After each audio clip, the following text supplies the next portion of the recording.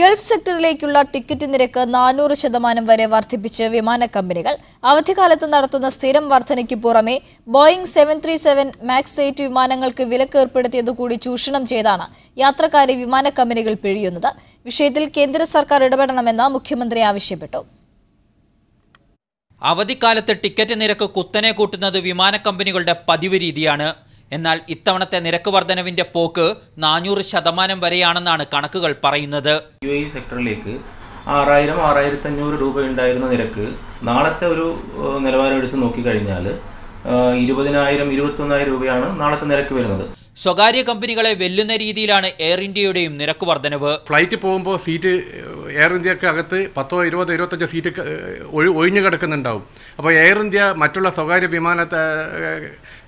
വിമാന കമ്പനികളെക്കാളും 150-200% ചാർജ് കൂടുതൽ ഇട്ടുകൊണ്ട് അവരുടെ സീറ്റിന് ഡിമാൻഡ് കുറക്കും. നിരക്ക് വർധനവിനുള്ള പ്രധാന കാരണമായി വിമാന കമ്പനികൾ നിരത്തുന്ന ബോയിംഗ് 737 മാക്സ് 8 വിമാനങ്ങളുടെ നിരോധനമാണെന്ന വാദവും ചോദ്യം ചെയ്യപ്പെടുന്നു. ഇത്തരം വിമാനങ്ങൾ സർവീസ് നടത്താതിരുന്ന സെക്ടറിലും നിരക്കിൽ വലിയ വർധനവുണ്ടായി. KR Saju, media 1, Kozhikode. ഇന്ത്യയിലെ ഖത്തറിന്റെ ആദ്യ വിസ സേവന കേന്ദ്രം ഡൽഹിയിൽ പ്രവർത്തനം തുടങ്ങി. ഇരു രാജ്യങ്ങളിലെയും ഉന്നത നയതന്ത്ര വ്യക്തിത്വങ്ങളുടെ സാന്നിധ്യത്തിലായിരുന്നു ഉദ്ഘാടനം. ഇന്ത്യയിൽ ഖത്തർ സ്ഥാപിക്കുന്ന 7 വിസ സേവന കേന്ദ്രങ്ങളിൽ ആദ്യത്തേതാണ് ഡൽഹിയിൽ പ്രവർത്തനം തുടങ്ങിയത്. ഡൽഹിയിലെ പാണ്ഡവ് നഗർ ഗുരുദ്വാരയിൽ ബാങ്ക് ഓഫ് ബറോഡയ്ക്ക് സമീപത്താണ് വിസ കേന്ദ്രം പ്രവർത്തിക്കുന്നത്. ഇന്ത്യയിലെ ഖത്തർ സ്ഥാനപതി മുഹമ്മദ് ഖാത്തിർ അൽ ഖാത്തിർ സെന്ററിന്റെ ഉദ്ഘാടനം നിർവഹിച്ചു. Qatar visa support service department director major Abdullah Khalifa Al മുഹന്നദിയും ചടങ്ങിൽ പങ്കെടുത്തു. ഇന്ത്യൻ വിദേശകാര്യ മന്ത്രാലയ പ്രതിനിധികളും ചടങ്ങിൽ സന്നിഹിതരായി. ഖത്തറിലേക്ക് ജോലി നോക്കുന്ന ഉദ്യോഗാർത്ഥികളുടെ വിസ സംബന്ധമായ മുഴുവൻ നടപടിക്രമങ്ങളും ഈ സെന്ററിൽ വെച്ച് പൂർത്തീകരിക്കാൻ കഴിയും. നിലവിൽ ഖത്തറിലെത്തിയതിനു ശേഷം മാത്രം നടത്തുന്ന കരാർ ഒപ്പുവയ്ക്കൽ, സർട്ടിഫിക്കറ്റ് പരിശോധനകൾ, മെഡിക്കൽ പരിശോധന, ഫിംഗർ പ്രിന്റ് തുടങ്ങിയ സേവനങ്ങളെല്ലാം ഡൽഹിയിലെ വിസ സെന്ററിൽ ലഭ്യമാണ്. അറബിക്, ഇംഗ്ലീഷ് ഭാഷകളെ കൂടാതെ ഹിന്ദിയിലും ഈ സെന്ററിൽ സേവനം ലഭ്യമാകും. ഡൽഹിക്ക് പിന്നാലെ മുംബൈ, ചെന്നൈ, ഹൈദരാബാദ്, കൊച്ചി, ലക്നൌ, കൊൽക്കത്ത സെന്ററുകളും ഏപ്രിൽ മാസത്തോടെ പ്രവർത്തനം തുടങ്ങും. ഖത്തറിൽ തൊഴിൽ തേടുന്നവർക്കും കമ്പനികൾക്കും ഒരുപോലെ സൗകര്യപ്രദമാണ് വിസ സേവന കേന്ദ്രങ്ങളുടെ പ്രവർത്തനം. വിസ തട്ടിപ്പുകൾ തടയുക എന്നീ ലക്ഷ്യങ്ങൾ മുൻനിർത്തിയാണ് ഖത്തർ കഴിഞ്ഞ വർഷം വിസ കേന്ദ്രങ്ങൾ പ്രഖ്യാപിച്ചത്. ശ്രീലങ്കൻ തലസ്ഥാനമായ കൊളംബോയിൽ കഴിഞ്ഞ ഒക്ടോബറിൽ ആദ്യ സെന്റർ പ്രവർത്തനം തുടങ്ങിയിരുന്നു. Media 1, Doha. സ്വകാര്യ മേഖലയിൽ വാർഷിക അവധി വർദ്ധിപ്പിക്കുന്നത് കുവൈത്തിന്റെ സമ്പദ് വ്യവസ്ഥയ്ക്ക് ഹാനികരമെന്ന് ആസൂത്രണകാര്യമന്ത്രി മറിയം അൽ അഖീൽ. വ്യാപാരികൾക്കുണ്ടാകുന്ന ബുദ്ധിമുട്ടും സമ്പദ് വ്യവസ്ഥയ്ക്ക് ഏൽപ്പിക്കുന്ന ആഘാതവും പരിഗണിച്ചാണ് സർക്കാർ കരട് ബില്ലിനെ എതിർത്തതെന്നും മന്ത്രി വിശദീകരിച്ചു. സ്വകാര്യ മേഖലയിലെ വാർഷികാവധി ദിനങ്ങൾ 35 വർദ്ധിപ്പിക്കണമെന്ന നിർദ്ദേശം പാർലമെന്റിന്റെ അംഗീകാരമുണ്ടായിരുന്നിട്ടും കഴിഞ്ഞ ദിവസം സർക്കാർ തള്ളിയിരുന്നു. ഇക്കാര്യത്തിൽ കൂടുതൽ വിശദീകരണം നൽകുകയായിരുന്നു ആസൂത്രണകാര്യമന്ത്രി. സ്വകാര്യ മേഖലയിലെ വാർഷികാവധി വർദ്ധിപ്പിക്കാൻ തീരുമാനിച്ചാൽ ചെറിയൊരു വിഭാഗം സ്വദേശികൾക്ക് മാത്രമാണ് അത് ഗുണം ചെയ്യുക. സ്വകാര്യ മേഖലയിൽ തൊഴിലെടുക്കുന്നവരിൽ ഭൂരിഭാഗവും വിദേശികളാണ്. ചെറുകിട സംരംഭകർക്ക് തീരുമാനം ഏറെ ബുദ്ധിമുട്ടുകൾ ഉണ്ടാക്കും. കുവൈത്തി സംരംഭകരെ പരിധിയിൽ കവിഞ്ഞ് പ്രയാസപ്പെടുത്താനാവില്ലെന്നും മന്ത്രി പറഞ്ഞു. സ്വകാര്യ മേഖലയിലേക്ക് സ്വദേശികളെ കൂടുതലായി ആകർഷിക്കാൻ സഹായിക്കുമെന്ന് ചൂണ്ടിക്കാട്ടിയാണ് പാർലമെന്റ് കരട് ബില്ലിന് അംഗീകാരം നൽകിയത്.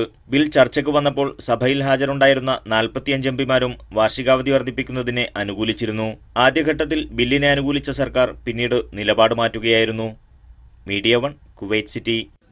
UAEയിൽ ഏപ്രിൽ മാസത്തെ ഇന്ധനവില ഊർജ്ജ മന്ത്രാലയം പ്രഖ്യാപിച്ചു. പെട്രോളിനും ഡീസലിനും നിരക്ക് വർധനയുണ്ട്. UAE ഇന്ധനവില നിർണയ കമ്മിറ്റിയാണ് വില പ്രഖ്യാപിച്ചത്. ആഗോള വിപണിയിൽ എണ്ണവില വർധന തുടരുന്ന സാഹചര്യം മുൻനിർത്തിയാണ് ആഭ്യന്തര വിപണിയിൽ അടുത്ത മാസവും എണ്ണവില ഉയർത്താൻ UAE ഊർജ്ജ മന്ത്രാലയം തീരുമാനം കൈക്കൊണ്ടത്. സൂപ്പർ 98 പെട്രോൾ ലിറ്ററിന് ഏപ്രിൽ മാസം 2 ദിർഹം 23 ഫിൽസ് ആയിരിക്കും നിരക്ക്. ഈ മാസം 2 ദിർഹം 4 ഫിൽസ് ആയിരുന്നു നിരക്ക്. സ്പെഷ്യൽ 95 ലിറ്ററിന് 2 ദിർഹം 11 ഫിൽസ് നൽകണം. 1 ദിർഹം 92 ഫിൽസാണ് ഇപ്പോൾ നിരക്ക്. ഡീസൽ ലിറ്ററിന് 2 ദിർഹം 49 ഫിൽസ് ആയിരിക്കും. മാർച്ച് മാസത്തിൽ ഇത് 1 ദിർഹം 92 ഫിൽസാണ്. ആഗോള എണ്ണ വിപണിയിലെ ചാഞ്ചാട്ടം മുൻനിർത്തിയാണ് ആഭ്യന്തര വിപണിയിൽ നിരക്ക് വർധന കൊണ്ടുവരാൻ മന്ത്രാലയം തീരുമാനിച്ചത്. Media 1, Abu Dhabi. സൗദിയിലെ പെട്രോൾ പമ്പുകളിൽ ഓൺലൈൻ പണമിടപാടിനുള്ള സംവിധാനം നിർബന്ധമാക്കും. ഇതിനായി ഓൺലൈൻ ഉപകരണങ്ങൾ പമ്പുകളിൽ സ്ഥാപിക്കണം. ജൂലൈ 14 മുൻപ് സംവിധാനങ്ങൾ ഒരുക്കണമെന്ന് തദ്ദേശ ഭരണ വകുപ്പ് മന്ത്രി പറഞ്ഞു. വാണിജ്യ നിക്ഷേപ മന്ത്രാലയവും തദ്ദേശ ഭരണ മന്ത്രാലയവും സഹകരിച്ചാണ് പുതിയ സംവിധാനം നടപ്പിലാക്കുന്നത്. തദ്ദേശ ഭരണ വകുപ്പിന്റെ ചുമതല വഹിക്കുന്ന മാജിദ് ബിൻ അബ്ദുള്ള അൽ ഖസബിയാണ് ഇക്കാര്യം അറിയിച്ചത്. പദ്ധതി നടപ്പിലാക്കാൻ പെട്രോൾ പമ്പുകൾക്ക് 3.5 മാസത്തെ സാവകാശം അനുവദിച്ചിട്ടുണ്ട്. ഇതിനകം രാജ്യത്തെ മുഴുവൻ പെട്രോൾ പമ്പുകളിലും പദ്ധതി നടപ്പിലാക്കുന്നതിനാവശ്യമായ സജ്ജീകരണങ്ങൾ ഒരുക്കണം. സൗദിയിലെ സാമ്പത്തിക ഇടപാടുകൾ പരമാവധി ഓൺലൈൻ വഴിയാക്കുന്നതിനും പണത്തിന്റെ നേരിട്ടുള്ള ക്രയവിക്രയം കുറയ്ക്കുന്നതിന്റെ ഭാഗമായാണ് പുതിയ പരിഷ്കരണം. ബിനാമി ഇടപാടുകൾ തടയാനും പുതിയ മാറ്റം ഉപകരിക്കുമെന്ന് അധികൃതർ കൂട്ടിച്ചേർത്തു. വീഴ്ച വരുത്തുന്ന സ്ഥാപനങ്ങളെ കണ്ടെത്തുന്നതിന് ജൂലൈ 14 ശേഷം വാണിജ്യ നിക്ഷേപ മന്ത്രാലയം പരിശോധന ആരംഭിക്കും. അസർപുള്ളിയിൽ മീഡിയ 1 റിയാദ്.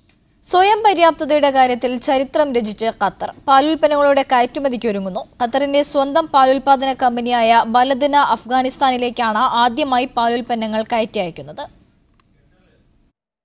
ഉപരോധത്തിന് മുമ്പ് രാജ്യത്തിന് വേണ്ട പാലും അനുബന്ധ ഉൽപ്പന്നങ്ങളും പൂർണ്ണമായും അയൽ രാജ്യങ്ങളിൽ നിന്ന് ഇറക്കുമതി ചെയ്താണ് ഖത്തർ ഉപയോഗിച്ചിരുന്നത്. ഉപരോധം നിലവിൽ വന്നതോടെ ഇറക്കുമതി പൂർണ്ണമായും നിലച്ചു. ഇതോടെയാണ് രാജ്യത്തെ പ്രധാന പാലുൽപാദന കമ്പനിയായ ബലദിന വിപുലീകരിച്ച് ഉൽപാദനം കൂട്ടാനുള്ള പദ്ധതികൾ തയ്യാറാക്കിയത്.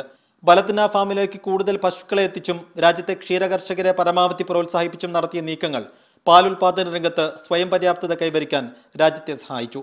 500 ടൺ പാലാണിപ്പോൾ പ്രതിദിനം ബലദിന ഫാമുകളിൽ ഉൽപ്പാദിപ്പിക്കപ്പെടുന്നത്.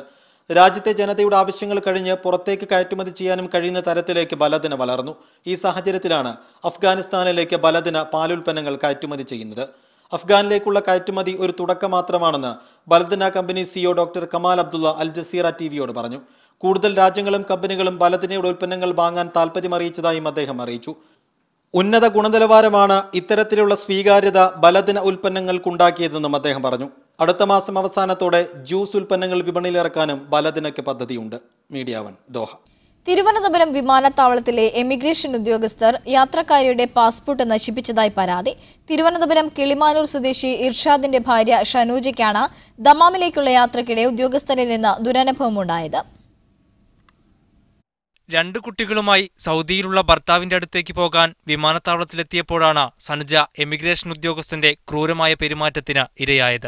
ആദ്യമേ പറയുന്നു അയാൾക്ക് പോകാൻ പറ്റത്തില്ല, നിങ്ങൾക്ക് പോകാൻ പറ്റത്തില്ല, നിങ്ങളെ യാത്ര മുടങ്ങും എന്ന് പറഞ്ഞ് പാസ്പോർട്ട് ഇങ്ങനെ പകുതി കീറി എന്ന് പറഞ്ഞ് കാണിക്കുന്നുണ്ട്.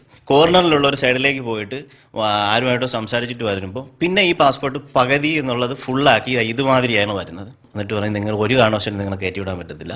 തുടക്കത്തിൽ സെക്യൂരിറ്റി ഉദ്യോഗസ്ഥരും ബോർഡിംഗ് പാസ് നൽകുമ്പോൾ ഫ്ലൈറ്റ് അധികൃതരും പാസ്പോർട്ട് പരിശോധന പൂർത്തീകരിച്ചതാണ്. തുടർന്ന് എമിഗ്രേഷൻ ഉദ്യോഗസ്ഥന് പാസ്പോർട്ട് കൈമാറുകയായിരുന്നു. തുടക്കം മുതൽ ഉദ്യോഗസ്ഥൻ വളരെ പരുഷമായാണ് തന്നോട് പെരുമാറിയതെന്നും സനുജ പറയുന്നു. എയർലൈൻസുകാർ ഇത് ചെക്ക് ചെയ്യുന്ന സമയത്തും ഇതേപോലെ ഈ പേപ്പർ ഇവിടെ പിൻ ചെയ്ത് വെച്ചിരുന്നതാണ്. ഈ കീറിയിരിക്കുകയാണെങ്കിൽ അവർക്ക് ഒരു കാരണവശാലും അലോ ചെയ്യാൻ പറ്റത്തില്ലോ കയറ്റി വിടാനായിട്ട്. പക്ഷേ അത് ചെയ്തു. അപ്പോൾ എമിഗ്രേഷൻ ഓഫീസർ തന്നെയാണ് ഇത് കീറിയതും ഇതിങ്ങനെ ഈ രൂപത്തിലാക്കിയതും. പിന്നെ ഒരു ഉയർന്ന ഉദ്യോഗസ്ഥൻ വരികയും ഇയാൾ ഈ കൊച്ചിനെ എടുത്ത് നിൽക്കുകയും ഇത്രയും ഇതായി ടയർഡായിട്ട് നിൽക്കുന്ന കണ്ടപ്പോൾ ഇയാൾ പറഞ്ഞ് അലോ ചെയ്ത് പോകാൻ വിടുമെന്ന് പറഞ്ഞ് അങ്ങനെ വിടുകയാണ് ചെയ്തത്. ദമാമിലെത്തിയ സനുജയുടെയും കുട്ടികളുടെയും നിസ്സഹായാവസ്ഥ മനസ്സിലാക്കിയാണ് സൗദി അധികൃതർ എമിഗ്രേഷൻ അനുവദിച്ചത്. പാസ്പോർട്ട് നശിപ്പിച്ചതിനും തന്റെ കുടുംബത്തിന് എമിഗ്രേഷൻ ഉദ്യോഗസ്ഥനിൽ നിന്നും അനുഭവിക്കേണ്ടി വന്ന മാനസിക പീഡനത്തിനുമെതിരെ കേന്ദ്ര വിദേശകാര്യ മന്ത്രാലയത്തിനും കേരള മുഖ്യമന്ത്രിക്കും പരാതി നൽകി മറുപടിക്കായി കാത്തിരിക്കുകയാണ് ഇർഷാദ് ഇപ്പോൾ. Naushad Irikkur, media 1 Dammam. ജനന മരണ സർട്ടിഫിക്കറ്റുകൾ എളുപ്പത്തിൽ ലഭ്യമാക്കാൻ സഹായകരമായ ഇലക്ട്രോണിക് സംവിധാനം ഒരുക്കി റോയൽ ഒമാൻ പോലീസ്. ROPയുടെ സിവിൽ രജിസ്ട്രിയെ 200-ലധികം ആരോഗ്യ സ്ഥാപനങ്ങളുമായി ഇലക്ട്രോണിക് രീതിയിൽ ബന്ധിപ്പിക്കുകയാണ് ചെയ്തത്.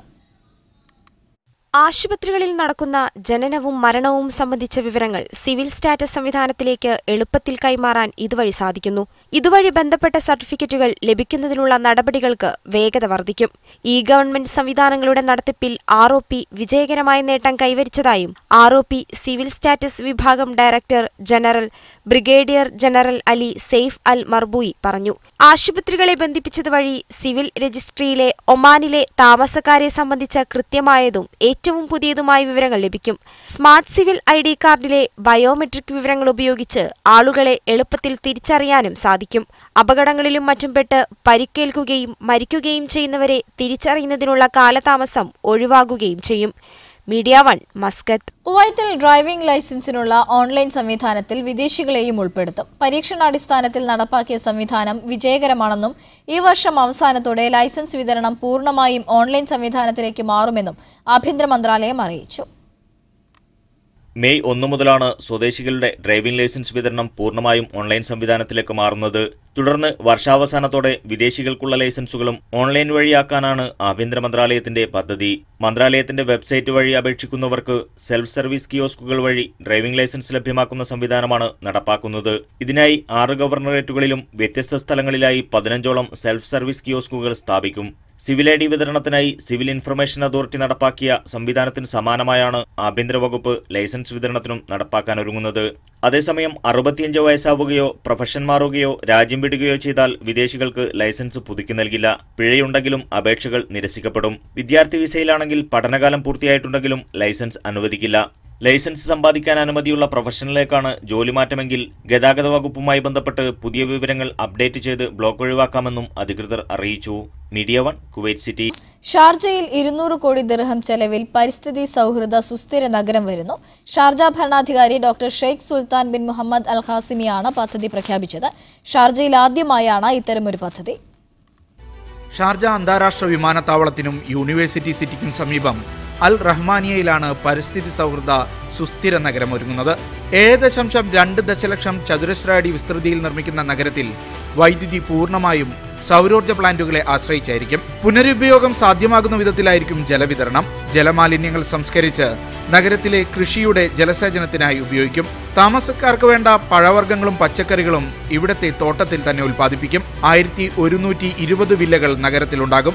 ഷാർജയിലെ സ്വദേശികൾക്കും ഷാർജ സർക്കാരിന് കീഴിൽ ജോലി ചെയ്യുന്ന പ്രവാസികൾക്കും ഈ വില്ലകൾ സ്വന്തമാക്കാം. കാലാവസ്ഥാ മാറ്റമെന്ന പ്രതിസന്ധിയെ മറികടക്കാനും ഉന്നത നിലവാരത്തിൽ ജീവിക്കാനുമുള്ള വ്യക്തികളുടെ അവകാശം സംരക്ഷിക്കാനാണ് പദ്ധതിയെന്ന് ഷാർജ ഭരണാധികാരി Sheikh Sultan bin Muhammad Al Qasimi പറഞ്ഞു. ഷുറൂക്കും ഡയമണ്ട് ഡെവലപ്പേഴ്സുമാണ് സുസ്ഥിര നഗര വികസന പദ്ധതി നടപ്പാക്കുന്നത്. Shurooq executive chairman Marwan Al Sarkal, സുസ്ഥിര നഗരം CEO Yousif Al Mutawa, diamond developers CEO engineer Faris Saeed, Malayali വ്യവസായി ഡോക്ടർ MA യൂസഫ് അലി തുടങ്ങിയവർ പ്രഖ്യാപന ചടങ്ങിൽ പങ്കെടുത്തു. Media 1 Sharjah.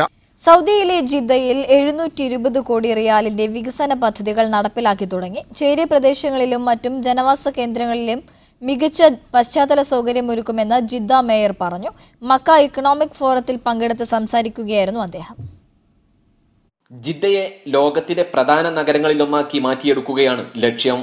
ഇതിനായി 60ഓളം ചേരി പ്രദേശങ്ങൾ പൊളിച്ചു നീക്കും. ഇതിൽ പലതും സ്വകാര്യ വ്യക്തികളുടെ ഉടമസ്ഥതയിലാണുള്ളത്. പാർക്കുകൾ, റോഡുകൾ, തെരുവു വിളക്കുകൾ എന്നിവ നിർമ്മിച്ച് ചേരി പ്രദേശങ്ങളെ നവീകരിക്കും. ജിദ്ദയിൽ പുതിയതായി 6 മേൽപ്പാലങ്ങൾ കൂടി നിർമ്മിച്ചുകൊണ്ട് അടിപ്പാതകളുടെയും പാലങ്ങളുടെയും കുറവുകൾ പരിഹരിക്കും. അന്താരാഷ്ട്ര നിലവാരത്തിലുള്ള ഹോട്ടലുകളും അപ്പാർട്ട്മെന്റുകളും നിർമ്മിക്കുവാനും ആലോചനയുണ്ട്. മെട്രോ നടപ്പിലാക്കുന്നതിനെ കുറിച്ച് പഠനം നടത്താൻ 20 കോടി റിയാലാണ് ചെലവഴിച്ചത്. മാലിന്യ സംസ്കരണത്തിന് ആധുനിക സംവിധാനം ഒരുക്കുവാനും പദ്ധതിയുണ്ട്. ജിദ്ദ മേയർ സ്വാലിഹ് അൽ തുർക്കി പറഞ്ഞതാണ് ഇക്കാര്യം. സ്വകാര്യ മേഖലയുടെ പങ്കാളിത്തത്തോടെ വികസന പദ്ധതികൾ നടപ്പിലാക്കാനാണ് ജിദ്ദ നഗരസഭ ശ്രമിക്കുന്നതെന്നും അദ്ദേഹം കൂട്ടിച്ചേർത്തു. Gafoor Kondotty, media 1 Jeddah. കഴിഞ്ഞ ദിവസം മഴ മൂലം താളം തെറ്റിയ UAEയിലെ ജനജീവിതം സാധാരണ നിലയിലേക്ക്. വ്യാഴാഴ്ച രാവിലെ ഒറ്റപ്പെട്ട ചില പ്രദേശങ്ങളിൽ മാത്രമാണ് മഴ ലഭിച്ചത്. അതേസമയം വെള്ളിയാഴ്ച മൂടൽമഞ്ഞിന് സാധ്യതയുണ്ടെന്ന് കാലാവസ്ഥാ നിരീക്ഷണ കേന്ദ്രം അറിയിച്ചു.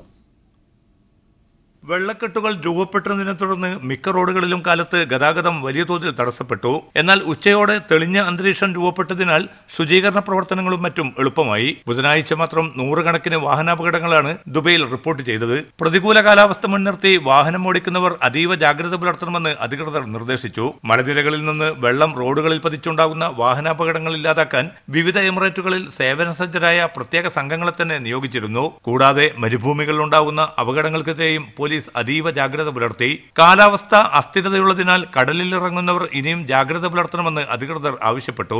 Media 1 Dubai. നവജാത ശിശുവിനെ UAEയിലെ പള്ളിയിൽ ഉപേക്ഷിച്ച നിലയിൽ കണ്ടെത്തി. ദൈദിനും റാസൽ ഖൈമയ്ക്കുമിടയിലെ അൽഷോക്കിലെ പള്ളിയിലാണ് പ്രഭാത നമസ്കാരത്തിനെത്തിയവർ കുഞ്ഞിനെ കണ്ടെത്തിയത്. ഇമാം വിവരമറിയിച്ചതിനെ തുടർന്ന് പോലീസ് എത്തി കുട്ടിയെ ആശുപത്രിയിലേക്ക് മാറ്റി. സംഭവത്തെക്കുറിച്ച് അന്വേഷണം പുരോഗമിക്കുകയാണ്.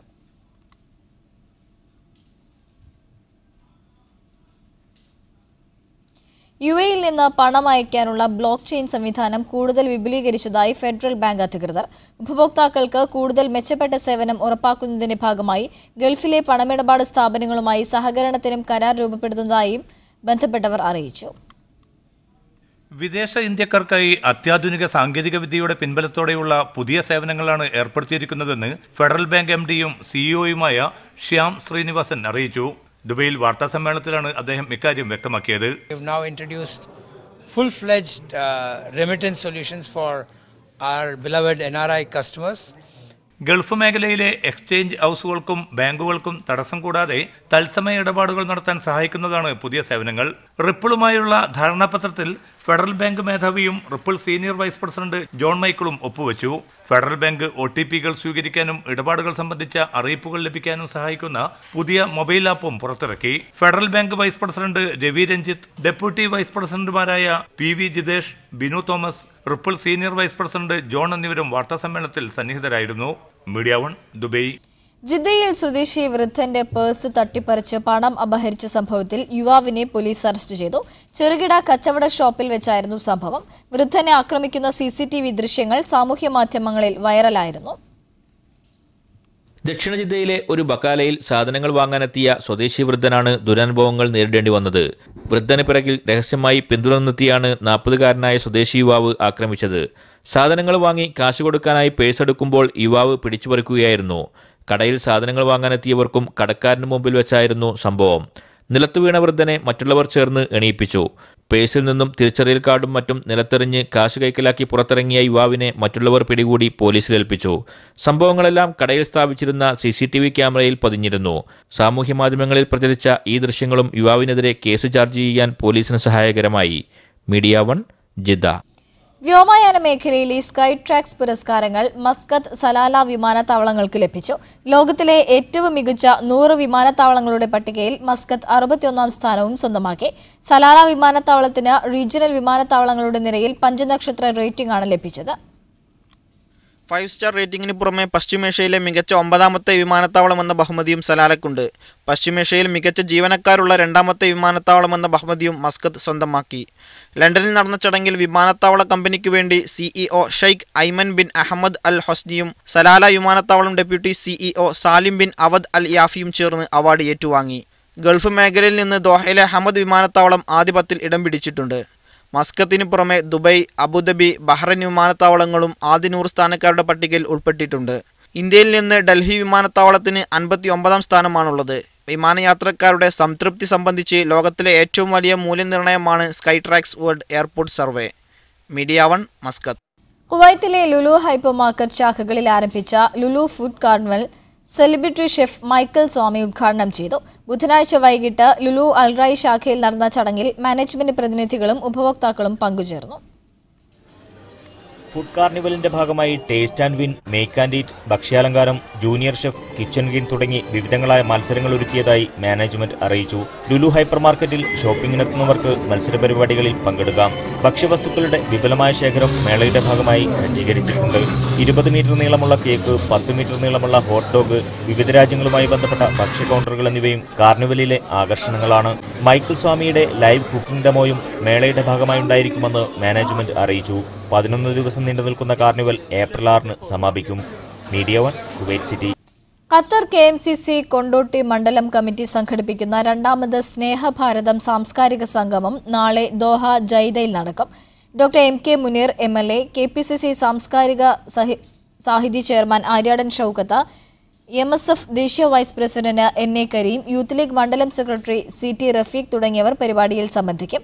KMCC വനിതാ വിഭാഗം സംഘടിപ്പിക്കുന്ന കലാ സാംസ്കാരിക പരിപാടി പെൺമ വേദിയിൽ അരങ്ങേറും. മികച്ച പ്രവാസി മാധ്യമ പ്രവർത്തകന് റഹീം മേച്ചേരി സ്മാരക പുരസ്കാരവും സമ്മാനിക്കും.